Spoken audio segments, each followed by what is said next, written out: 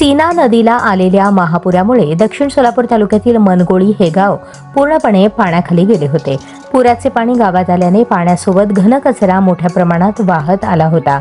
झाडे, काटेरी झुडपे, प्लास्टिकच्या बाटल्या, प्लास्टिकच्या पिशव्या, उसाचा पाला आणि चिखल ठिकठिकाणी साचला होता।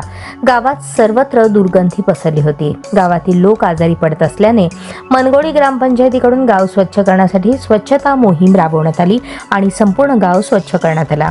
यामध्ये प्रामुख्याने जिल्हा परिषद शाळेचा परिसर, अमोक सिद्ध मंदिर परिसर, लक्ष्मी मंदिर, मस्जिद यासह गावातील सर्व रस्ते गावकऱ्यांकडून स्वच्छ करण्यात आले।